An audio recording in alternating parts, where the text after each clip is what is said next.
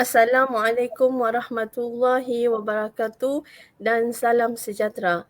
Tumbuh melata buah bidara, ambil seraga jual di pekan. Lafaz bismillah pembuka bicara, ucapan alu-aluan, saya mulakan. Setinggi-tinggi penghargaan, setinggi-tinggi kesyukuran kita panjatkan kehadrat Ilahi kerana dengan limpah kurniaannya kita dapat bersama-sama pada pagi ini dalam webinar Global Challenge Research Fund GCRF Water Security Hub Malaysia Collaboratory untuk siri yang ke-15. Terima kasih saya ucapkan kepada semua yang bersama-sama kita menonton secara langsung di laman Facebook. Pihak penganjur amat mengalu-alukan kehadiran tuan-puan serta hadirin dalam webinar pada kali ini. Tajuk webinar kita ialah air kita semula sebagai sumber air alternatif. Sebelum saya meneruskan sesi webinar ini, izinkan saya memperkenalkan kepada hadirin sekalian sedikit latar belakang panel yang akan bersama-sama kita bagi mengupas tajuk yang saya rasa begitu amat menarik dan penting untuk dikongsikan kepada umum. Okey, saya bacakan sedikit latar belakang beliau. Beliau mempunyai pengalaman selama 14 tahun dalam bidang rawatan air dan air sisa. Pernah berkhidmat di Syarikat General Electric, GE sebelum menyertai aliran Ehsan Resources Berhad atau lebih dikenali sebagai AIRB. Di AIRB, beliau menyandang tugas sebagai Ketua Bahagian Operasi yang mana syarikat ini adalah merupakan syarikat air swasta di Malaysia dalam menguruskan perkhidmatan air dan air sisa. Selain itu, beliau juga turut bergiat aktif di dalam aktiviti kemasyarakatan terutamanya yang berkaitan dengan pemeliharaan dan pemeliharaan sungai di Malaysia. Beliau juga menyertai organisasi bukan kerajaan NGO yang dikenali sebagai Friend of River Malaysia. Beliau ialah Encik Zuri bin Jaafar. Encik Ahmad Zuri bin Jaafar. Okey, Encik apa khabar? Sihat Alhamdulillah doktor, terima kasih. Alhamdulillah. Okey, sebelum panel kita pada hari ini memulakan sesi perbincangannya, pembentangannya, sedikit makluman kepada penonton agar dapat menulis soalan yang ingin ditanya di ruangan chat agar pihak kami dapat membacakan soalan yang dikemukakan di sisi akhir pembentangan nanti. Okey, tanpa melengahkan masa, saya menjemput Encik Ahmad Zuri untuk menyampaikan pembentangan beliau. Dipersilakan. Terima kasih doktor.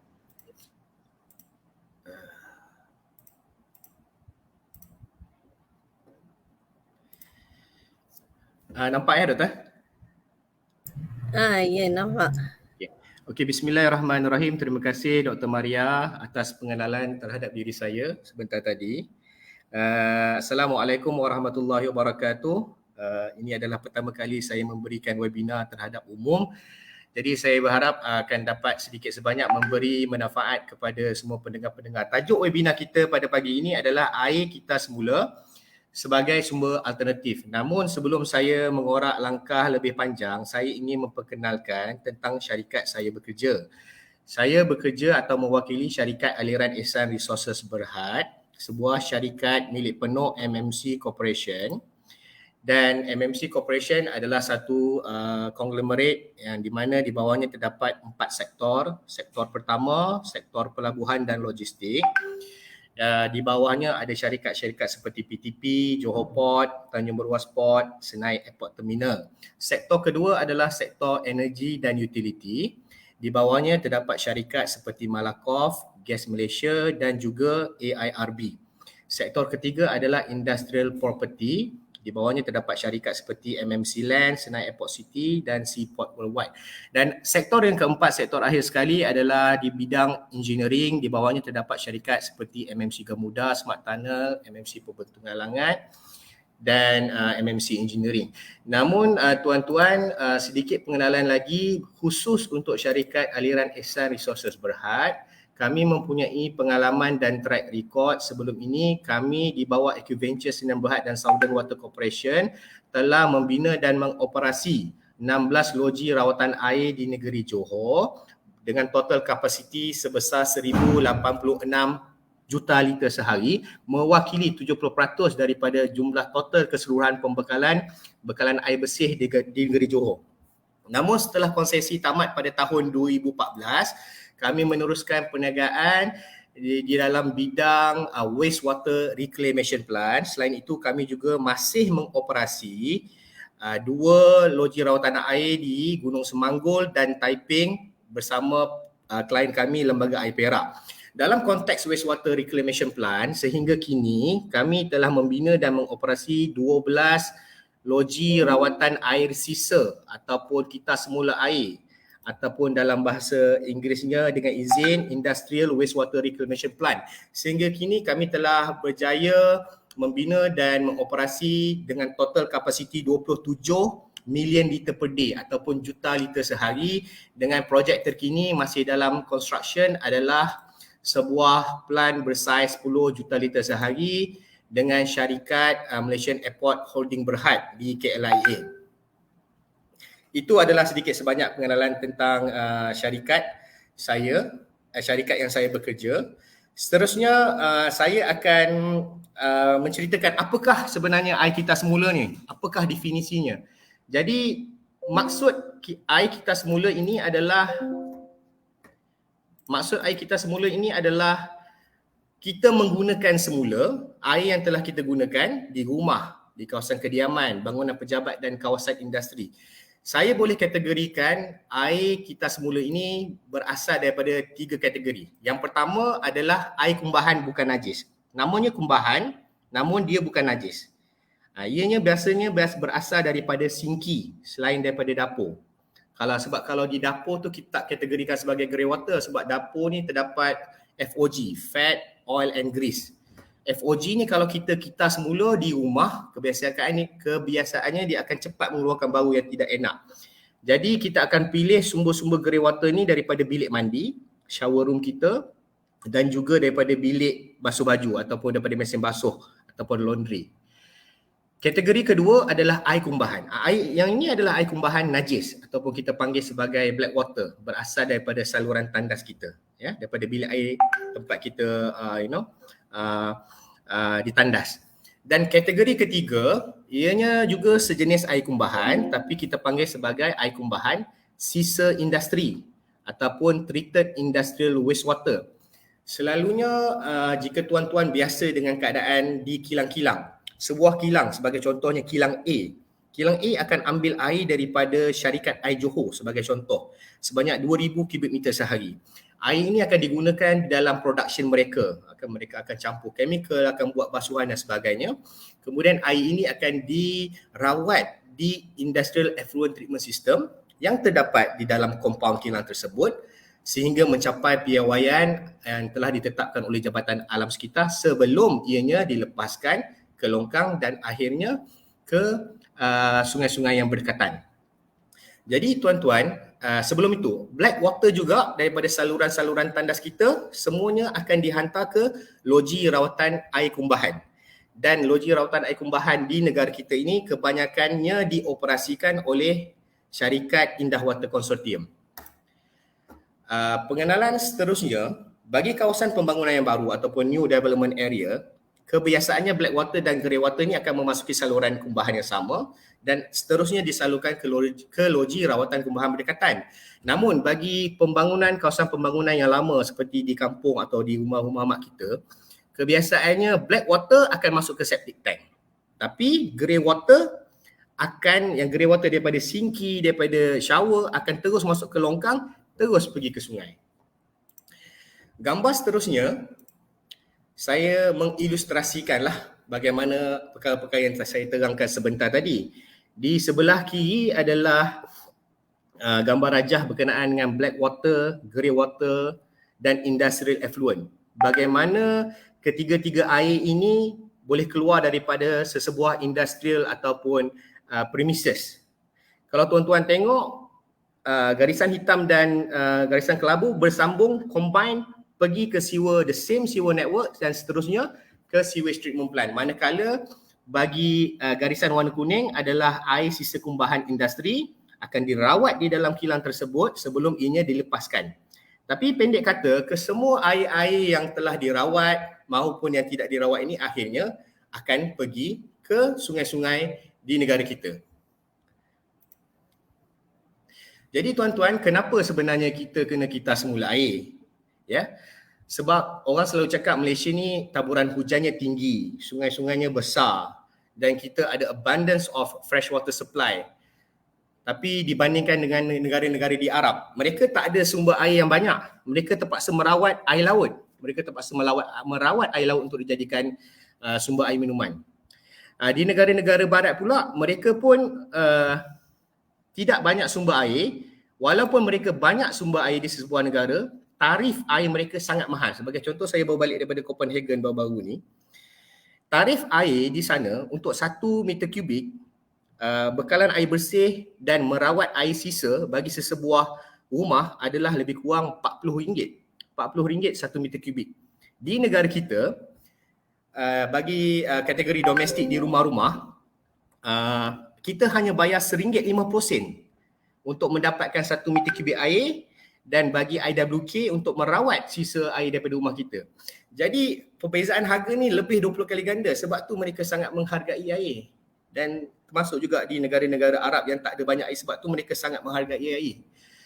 Jadi sepatutnya kita bersyukurlah dekat negara kita ni kita ada banyak sumber air. Ya, kita ada banyak sumber air dan taburan hujan kita tinggi. Cuma kita, kalau kita menghargai, kita cuba lahirkan sifat-sifat untuk kita semula air untuk pelestarian alam. Sebab apa saya cakap pelestarian alam?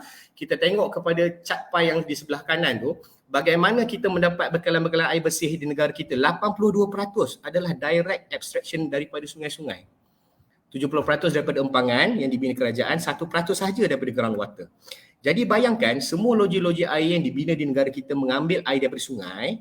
Bayangkan kalau grey water ini kita tidak rawat atau kita tidak kitar semula, dilepaskan terus ke sungai, maka sedikit sebanyak satu hari nanti sungai-sungai kita akan tercemar.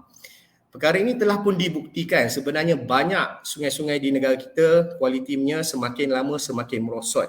Untuk pengetahuan pihak tuan-tuan, sungai-sungai kita dikategorikan kepada 5 kelas. Kelas pertama, kelas airnya bersih, tak payah dirawat, mungkin letak sedikit klorin, kita boleh terus minum. Sungai-sungai ini banyaknya di kawasan huluan seperti di air terjun. Kelas kedua adalah kelas-kelas yang air di sungainya memerlukan rawatan konvensional dan boleh digunakan untuk tujuan rekreasi. Untuk pengetahuan tuan-tuan, rawatan konvensional adalah satu rawatan yang diguna pakai oleh loji-loji rawatan air di negara kita. Rawatan konvensional ni kosnya murah sebab dia hanya ada clarifier dan rapid sand filter, kemudian terus dibekalkan kepada pengguna-pengguna. Kelas ketiga, kalau sungainya ada kualiti yang tidak menepati piawaian, air mentahnya, dia memerlukan rawatan lanjutan atau tertiary treatment. Mungkin akan melibatkan membran dan sebagainya. Kelas keempat dan kelas kelima tidak sesuai untuk digunakan untuk tujuan minuman. Tapi pendek kata pada pagi ni saya nak jelaskan, kalau kita tidak menjaga sungai-sungai kita, satu hari nanti sungai kita daripada kelas kedua akan jadi sungai kelas kelima. Ya. Sebagai contoh, gambar rajah di sebelah kanan tu, di sungai tu kita nampaklah buih-buih. Itu adalah contoh-contoh effluent yang dilepaskan mungkin daripada rumah, daripada grey water ataupun daripada kilang-kilang. Itu adalah dua sebab kenapa kita kena kitar semula air. Yang pertama, sebab air adalah sumber yang berharga. Yang kedua, sebab kita nak conserve sungai kita daripada pencemaran. Kita nak memelihara sumber air mentah kita. Jadi tuan-tuan, di dalam webinar pagi ini, saya telah menceritakan 3 kategori air yang boleh dikitar semula. Yang pertama, grey water. Yang kedua, black water. Yang ketiga, industrial treated wastewater. Saya akan lebih fokus kepada bagaimana kita boleh kita semula air kumbahan bukan najis ataupun grey water, sebab webinar hari ini lebih kepada capaian umum. InsyaAllah saya akan cuba berkongsikan. Slide seterusnya adalah pengenalan tentang grey water. Untuk pengetahuan pihak tuan-tuan, secara purata rakyat Malaysia menggunakan 220 liter air sehari per kapita. Sedangkan penggunaan yang dicadangkan ataupun yang sepatutnya kita capai adalah 160 liter sehari. Jadi terdapat pembaziran sebanyak 60 liter sehari yang mungkin kita boleh elakkan dengan cara kita berjimat ataupun dengan cara kita kitas semula grey water tersebut. Chart pie di sebelah kanan tu menunjukkan pecahan-pecahan penggunaan air di rumah kita. 7% selalunya melalui kebocoran. Washers iaitu mesin basuh 13%, pilih-pilih faucet 10% dan daripada shower sebanyak 9%, tandas 14% dan sebahagian besarnya sebanyak 45% kebanyakannya digunakan untuk landscaping, tanam pokok, siram pokok, basuh kereta dan sebagainya. Grey water yang boleh dikitas semula berasal daripada yang pertama washer, faucet dan shower. Kecuali sinki daripada toilet. Ini mewakili 32%. Dan bayangkan kalau kita boleh kitas semula 32% ini, kita terus gantikan 30% ini kita gunakan di outdoor. Bermaksud kita telah jimatkan air sebanyak 30%. Sebagai contoh ya tuan-tuan, pada kadar purata sebuah isi rumah ada ibu, bapa, 3 anak, 5 orang. Kebiasaannya dalam sebulan akan menggunakan 33,000 liter air dalam sebulan. 32% daripada 33,000 liter air adalah lebih kurang 10,000 liter air sebulan ataupun 152 liter air sehari kita boleh kitas semula daripada penggunaan semula grey water. Ini kita boleh jadikan sebagai kita punya panduan lah kalau kita nak membina sendiri grey water system kita. Jadi apakah langkah-langkah mudah membina grey water system di rumah masing-masing? Kebanyakan orang di Malaysia ni tak pernah lagi saya dengar mereka mengkitas semula grey water di rumah masing-masing. Sebab apa? Sebab harga air murah. Harga air murah bermaksud investment mereka tinggi. Jadi pendekatan saya pada pagi ini, kita jangan spend too much money untuk membina sistem grey water kita sendiri. Apa yang kita boleh buat di rumah masing-masing, kita kenal pasti. Ya, kita kenal pasti sistem pipe daripada mana yang daripada bilik mandi, daripada mana yang daripada sinki selain dapur dan daripada mana daripada bilik mesin basuh baju. Selalunya pipe-pipe ini akan keluar daripada rumah kita, kemudian akan masuk ke dalam satu chamber yang sama. Dan dari situ pipe-pipe ini kita kenal pasti dan kita bina dan kita alihkan mereka ke dalam satu tangki yang kita panggil grey water system. Ya, dalam tangki tu mungkin kita boleh letak satu sistem filter mudah seperti penapis kain pun boleh, ya. Dan daripada situ kita tambahkan pump, kita pumpkan gunakan untuk sistem irrigation ataupun pengairan tanaman kita. Dan kalau kita betul-betul passionate about grey water, mungkin kita boleh berbelanja lebih lagi. Kita boleh tambah pipe berasingan untuk kita gunakan di tandas-tandas untuk tujuan flushing toilet. Nah, ini adalah gambar rajah seterusnya tu. Gambar rajah seterusnya tu adalah berkenaan bagaimana sistem grey water tu ditambah pipe dan digunakan untuk flushing toilet, ya. Gambar rajah di sebelah kanan ini adalah satu yang kreatif tuan-tuan. Sebenarnya kita boleh dapat produk ni di market, ya. Bagaimana mereka membina flushing toilet, di atasnya terdapat sinki. Lepas basuh tangan, air itu semua akan masuk ke dalam toilet dan kita gunakan untuk flushing. Ya. Ini cara yang kedua yang lagi mudah. Seterusnya lakaran seterusnya adalah bagaimana kita boleh membina grey water system kita sendiri, ya. Ini pun lebih mudah. Daripada shower room ataupun bathtub, kita collect masuk ke dalam settling tank. Kemudian air tu tak payah guna pump, ya tuan-tuan, terus guna gravity. Jika ketinggian ataupun kita ada dapat level yang tinggi, kita boleh alihkan air tersebut terus kepada tanaman-tanaman kita untuk landscaping dan sebagainya.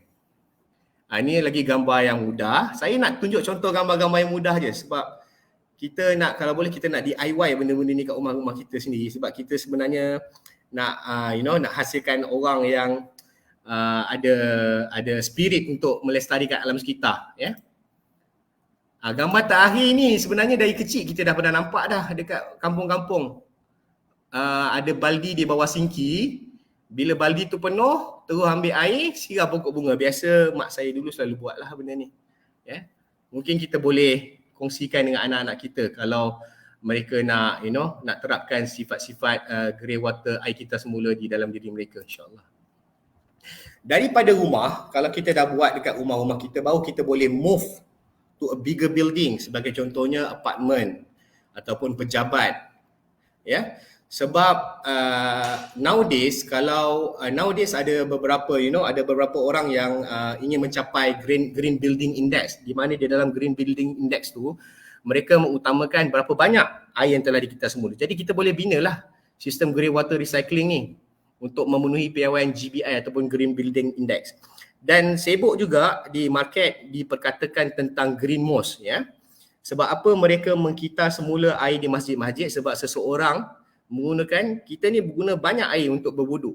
Biasanya kalau kita buka pili 2 minit, 1 minit biasanya kita akan keluarkan air sebanyak 10 liter, ya.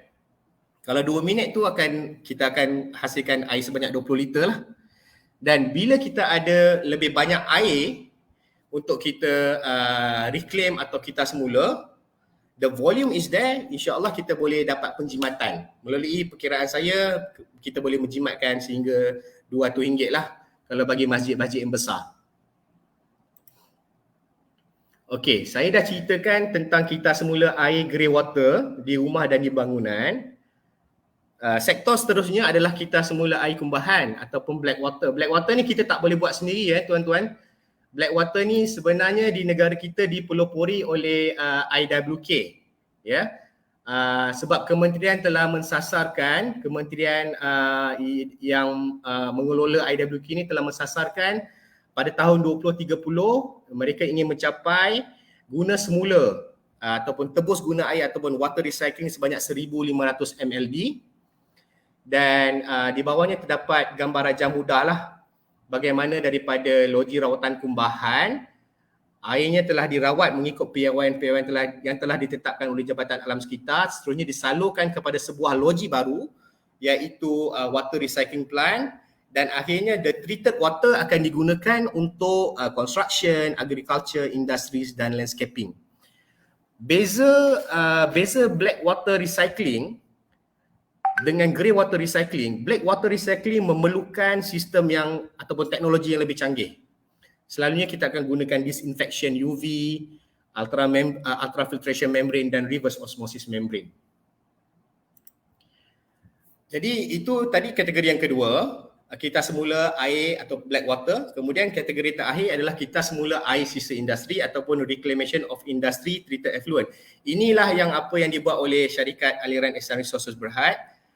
Saya akan tunjukkan bagaimana projek-projek yang telah kami siapkan secara pantas. Bagaimana kita ambil air sebelum ianya dilepaskan di sungai ataupun di longkang-longkang, kita masukkan, kita bina loji rawatan air reclamation plant, kita rawat air tersebut sehingga menepati piawaian yang dikehendaki oleh pelanggan, kemudian kita salurkan balik kepada pihak-pihak kilang. Okey, ini adalah loji pertama. Loji pertama kami, wastewater recycling plant untuk industri rubber glove di Senawang Negeri Sembilan. Yang ini kita buat bersama-sama dengan MTech, Universiti Teknologi Malaysia. Kapasitinya adalah 2,000 cubic meter sehari atau 2 MLD. Ini adalah loji ketiga, loji kedua di Negeri Sembilan juga. Kapasitinya 1 MLD menggunakan teknologi multimedia filter, activated carbon filter, first pass reverse osmosis dan second pass reverse osmosis. Saya ingin tunjukkan tuan-tuan bagaimana treated water quality daripada air masuk yang memiliki 4,500 mg per liter of salinity, kita boleh rawat sehinggalah serendah 60 ppm ataupun 60 mg per liter kandungan dissolved solid. Maksudnya secara mudahnya saya nak ceritakan, air ni walaupun black water ke, industrial treated wastewater ke, the technology is there for you to treat, no issue. Yeah, the technology is there, then the skill is there to treat. Ini adalah contoh projek ketiga untuk food chicken processing plant. Kita semula air kumbahan mereka, air sisa industri mereka, dan digunakan untuk tujuan membasuh lori, membasuh longkang, membasuh lantai dan sebagainya. Yang ini adalah wastewater recycling plant di Johor. di Seagate International Johor. Kita rawat dan kita semula industrial effluent water mereka sehingga mencapai kualiti yang similar to apa yang disupply oleh syarikat Air Johor. Yang ini adalah di Sunway Property. Sunway merupakan satu kawasan pembangunan township. We call it township. Terdapat 12 ke 15 bangunan milik Sunway di situ dan di tengah-tengahnya terdapat tasik, ya, terdapat tasik ex-mining pond yang mana semua grey water, rain water akan berkumpul di tasik tersebut. Kita ambil dan kita semula disupplykan ataupun dibekalkan kembali ke bangunan-bangunan milik Sunway, bukan untuk tujuan digunakan di hotel-hotel dan sebagainya. Seterusnya adalah satu lagi wastewater recycling plant untuk industri glove di Klang. Yang ini menggunakan teknologi membrane bioreactor dan juga closed circuit reverse osmosis. Akhir sekali, kami juga ada sistem merawat air laut menjadi air minum di Pulau Besar Melaka dan juga sistem merawat air kolam menjadi air minuman juga di Pulau Besar Melaka. Jadi tuan-tuan, secara tuntasnya saya telah menerangkan definisi kita semula air, tiga kategori air yang boleh dikita semula. Yang pertama grey water, yang kedua black water, yang ketiga industrial treated wastewater. Kategori pertama kita boleh amalkan insya-Allah di rumah masing-masing atau di masjid, di qaryah masing-masing. Kategori kedua dan ketiga kebanyakannya memerlukan syarikat-syarikat lah sebab ia memerlukan perbelanjaan yang besar dan being regulated by certain authorities in the country. Dengan itu saya rasa saya akhirilah presentation saya pada pagi ini dan saya serahkan kembali kepada Dr. Maria. Doktor, thank you Doktor. Okey, terima kasih Cik Zuri. Saya rasa satu pembentangan yang sangat menarik. Apa yang saya nampak, yang saya boleh simpulkan di daripada perbincangan itu, kita mungkin boleh apply dekat rumah kita kan Cik Zuri? Yes, kita kena ada passion lah nak buat benda ni sebab benda ni kalau di luar negara Doktor, harga air dia mahal. Dan dia ada musim kemarau. Jadi dia dah jadi keperluan. Di Malaysia ni we never know, in the future maybe kita kena apa. Tapi kalau kita ada minat tersebut, sedikit sebanyak kita sebenarnya menyumbang kepada pelestarian alam sekitar lah. Okey, betul-betul tu Cik Zuri. Okey, nampaknya kita ada 2 soalan daripada rakan Facebook kita pada pagi ni.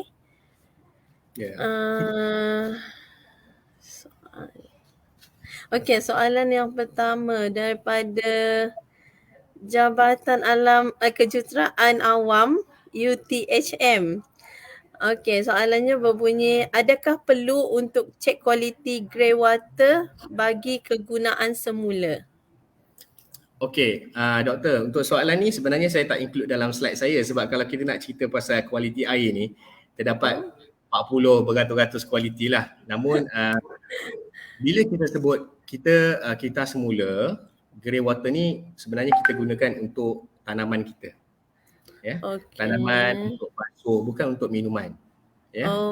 Jadi kalau kita guna di rumah tu, basically kita secara mudahnya kalau kita nak buat treatment, air yang telah kita kumpulkan tu, kita boleh letakkan chlorine tablet lah untuk membunuh bakteria dan sebagainya. Jadi untuk menjawab soalan yang bertanya, di negara kita sejauh as far as I'm concerned, tak ada lagi guideline lah Doktor. Grey water quality macam mana ke apa. Tapi kalau di negara-negara barat, mereka dah ada guideline. Mereka dah ada guideline macam mana nak menggunakan, tak boleh minum, no direct contact with human, hanya boleh digunakan untuk irrigation dan landscaping. So saya harap banyak-banyak kita mungkin satu hari insya-Allah kita satu hari nanti. Ya, insya-Allah. Okey, kita ada satu soalan lagi daripada Facebook, daripada si Hayaroha Alam Faharoya. Okey.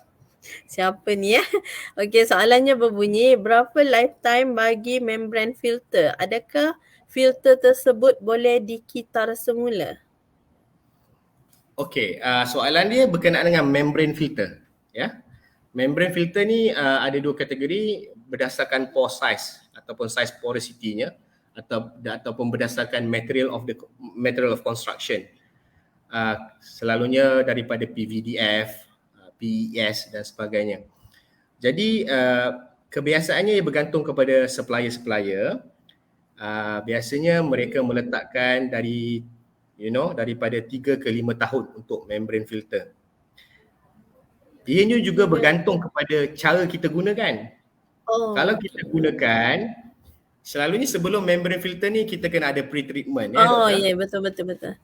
To condition the water to enter the membrane system. If we take care the pre-treatment in a good manner, kita boleh prolong jangka hayat membrane. Tapi kalau kita operasi dengan sembrono, saya rasa dalam masa sebulan pun kita dah kena tukar membrane yang lain lah. Jadi selalulah contact your membrane supplier untuk tanya apakah recommendation. Sebab selalunya setiap membrane ada recommendation yang berbeza dari segi cara pengoperasian dan sebagainya. Okey, kita ada soalan lagi. Ni daripada Dr. Nurul Hudai Abdullah. Bolehkah pihak luar untuk datang melawat tempat treatment Tuan Zuhri yang ditunjukkan di dalam slide tadi? InsyaAllah saya nampaknya boleh tertarik. Saya boleh majukan kepada saya punya CEO lah. Mungkin boleh contact doktor untuk untuk hubungi saya, insyaAllah kita boleh tengok kesesuaian dia. Okey. Sebab kebanyakan loji-loji ni di premis pelanggan. Jadi kita kena minta kebenaran pelanggan. Tapi kita pernah buat, bukan tak pernah buat. Jadi mungkin boleh contact us lah, insyaAllah. Ada lagi soalan daripada Dr. Zuhaiza. Berapakah anggaran kos untuk recycling plant di industri? Kos. Di industri ke di rumah? Di industri. Mungkin Cik Zuri boleh bagi umum di rumah juga, di industri. Okey, di industri bergantung kepada piawaian, jenis teknologi, jenis air yang masuk bagaimana. Tapi kebiasaannya lah mungkin untuk 1,000 meter kubik per day of the product water, kosnya lebih kurang dari 1 ke 2 juta ringgit lah. Ni untuk industri. Kalau dekat rumah? Kalau di rumah saya sebenarnya dah nak membina grey water system saya sendirilah. So saya dah buat calculation sikit kan. Okay. We have to use the lowest cost as possible sebab supaya tak membebankan kita. Kita mungkin boleh guna tong yang the drum yang dah diguna pakai kat mana-mana. So saya dah kira-kira kasar-kasar saya boleh, insyaAllah kalau kat rumah saya mungkin nak spend bawah RM500 nak buat sistem sendiri. Boleh? Tapi jangan minta saya buat kat rumah doktor. Saya akan sendiri. Okey, kita ada lagi soalan. Ni daripada, saya tak pasti daripada ini siapa. Pernahkah syarikat Tuan atau institut lain di Malaysia buat program komuniti untuk mengajar golongan awam membina grey water system di rumah? Good question. Sebenarnya kita pernah berkongsi lah sebelum ni grey water system di rumah. Tapi kita punya fokus syarikat yang saya bekerja fokusnya lebih kepada industri. Jadi saya rasa untuk grey water system di rumah mungkin pihak universiti pun boleh invite kami lah, boleh invite kami untuk ajar untuk ajar orang awam buat macam mana buat kan. Ya, insyaAllah. Betul. Okey, saya rasa ada lagi satu soalan daripada Dr. Zulkifli Said, bagaimana penerimaan syarikat air sedia ada terhadap inisiatif Kita Semula secara komersial? Saya rasa soalan Cik Zul ni adalah penerimaan syarikat air sedia ada. Yang ni soalan ni sebenarnya kita kena tanya water operator sendiri. Water operator maksudnya yang besar-besar dekat Malaysia ni, setiap negeri ada satu water operator Yang satu tunggal. ya. Di Johor ada SAJ, di Selangor ada Islam. Dan sebenarnya mereka telah pun menjalinkan di surat khabar, mereka telah pun menjalinkan MOU dengan Indah Water Consortium. Sepatutnya mereka dah mula menggerakkan inisiatif Kita Semula secara komersial lah. Betul, sebab diorang dah tahu macam mana kekangan air bersih dekat Malaysia kan. Yes. Betul. Saya rasa soalan kita dah habis. Okey. Okey, saya rasa sesi kita pada kali ini nampaknya dah berakhir. Okey, terima kasih sekali lagi saya ucapkan kepada Encik Ahmad Zuri kerana sudi melapangkan masa untuk berkongsi ilmu dan pengalaman beliau. Okey, juga terima kasih kepada hadirin yang menonton webinar kita menerusi laman Facebook GCRF. Okey, diharapkan agar dapat bersama-sama kita pada webinar akan datang dan sentiasa melayari Facebook kami untuk mengetahui aktiviti yang dianjurkan oleh GCRF. InsyaAllah berjumpa kita di lain waktu. Sekian daripada saya. Assalamualaikum warahmatullahi dan terima kasih. Waalaikumsalam, terima kasih. Terima kasih Cik Zuri.